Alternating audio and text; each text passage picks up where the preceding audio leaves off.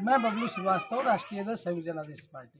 साथियों, हमारी जन भागीदारी यात्रा 15 अगस्त से लेकर 2 अक्टूबर तक पूरे हरदोई में लोगों के साथ जाके लोगों से जनसंपर्क करना है, क्योंकि जन भागीदारी यात्रा का मतलब है कि लोगों को जागरूक करना है कि आपका क्या दायित्व है और क्या आपके राइट्स हैं।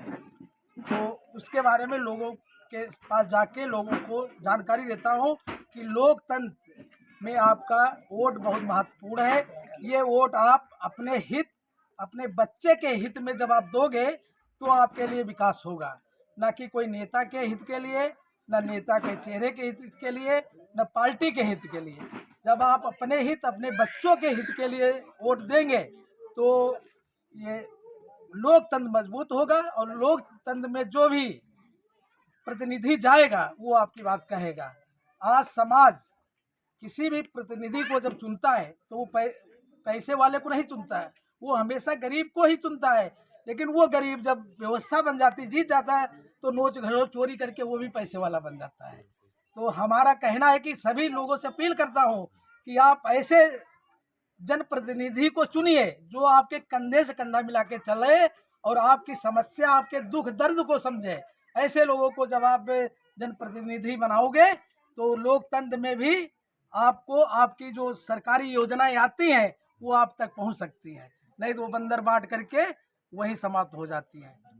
जैसे आज हमारा भ्रमण लखनऊ से लेके माल, अतरौली, कुथावा में बालाजी मंदिर था, वहाँ से हम लोग दर्शन करके पूरे कुथावा में हमारा जनसंपर्क हुआ, प्रतापनगर में हुआ, बरौली में हुआ, बघौली में हुआ, बघौली से सीधे मरसा ग्राम थाना सुरसा में हमारा ये जनसंपर्क चल रहा है। और सभी लोगों से मैं अपील करना चाहता हूँ, दोस्तों, गरीबी से निकलने के केवल 3 तरीके हैं। अगर 3 तरीकों में एक भी रास्ता आपका खुल जाता है तो कोई आदमी गरीब नहीं रह सकता है। नंबर 1 शिक्षा, नंबर 2 खेती और नंबर 3 पूंजी। अगर अच्छी शिक्षा आप लोग अपने बच्चे को दे देते हो तो वो पढ़ लिख कर अपना स्वरोजगार कर सकता है, नौकरी कर सकता है, उससे भी आपका परिवार आगे बढ़ सकता है, आप गरीबी से आगे निकल सकते हो। और नंबर 2 है खेती। अगर आप पास खेती है तो देखिए, आज खेती करके हरियाणा, पंजाब में राजा बन चुके हैं, वही खेती आप उत्तर प्रदेश में करते क्यों गरीब है? इसका यही कारण है कि 100% में 60% लोगों के पास जमीन है ही नहीं। जो 40% बचे उनमें 35% लोगों के पास 2 बीघे से भी कम खेती है। तो वो 2 बीघे खेती आपका पेट भर सकती है, आपके परिवार का पेट भर सकती है, न कि अदर कोई खर्चा कर चल सकता है। अगर आपके बच्चे या कोई परिवार में बीमार हो जाता है तो आप पास कोई विकल्प नहीं है खेती के अलावा। वही 2 बीघे खेती जब बेच दोगे तो आप फिर भूमिहीन हो जाओगे, फिर गरीब हो जाओगे। तो हमारा कहना है कि सरकार को चाहिए, संयुक्त जनादेश पार्टी अगर व्यवस्था में आती है जब, तो हर गरीब को, भूमिहीन को 2 एकड़ जमीन देगी। आज नंबर 3 है पूंजी।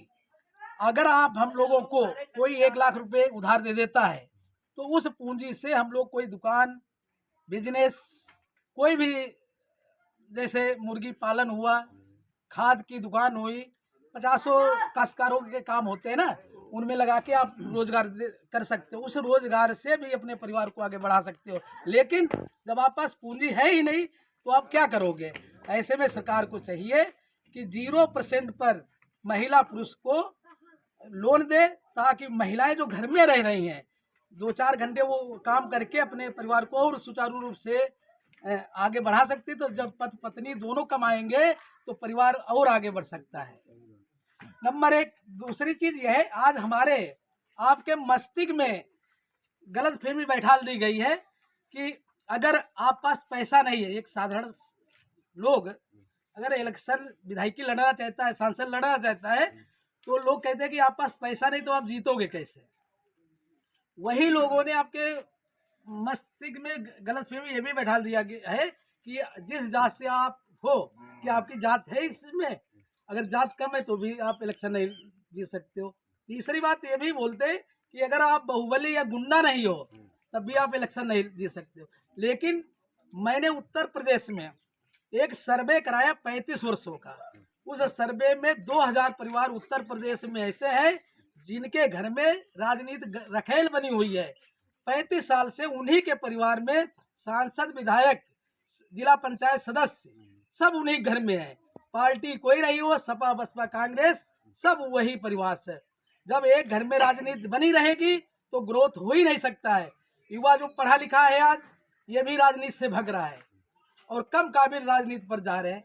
कम लिखे लोग, कम पढ़े लिखे लोग नेता बन रहे हैं और अच्छा पढ़ा लिखा युवा बेरोजगार बन रहा है, क्योंकि उसने कभी सोचा ही नहीं कि जहाँ से हम लोग नमक से लेके तेल, नमक, आटा, जो दिनचर्या सारी चीजें हैं, गाड़ी घोड़ा, सबका दाम राजनीति ही तय करती है। लेकिन उसके बावजूद हमारा यूथ आज राजनीति से भग रहा है। तो मैं जन भागीदारी यात्रा के द्वारा लोगों को जागरूक कर रहा हूँ कि साथियों, हमारे देश में 65% युवा है और उन युवाओं से आह्वान करता हूँ कि दोस्तों, आप अच्छे पढ़े लिखे हो तो आप क्यों नहीं राजनीति में आते हैं। आप राजनीति में आएंगे तो नई एक राजनीति बनाएंगे, क्योंकि जो पढ़ा लिखा कम है उसके माइंड में वो चीज़ नहीं चल सकती। जो एक पढ़ा लिखा युवा है वो नई चीज़ हो सकता है। तो यही साथियों, और उसके बाद में जो हम आपके माइंड में गलत फहमी बैठा दी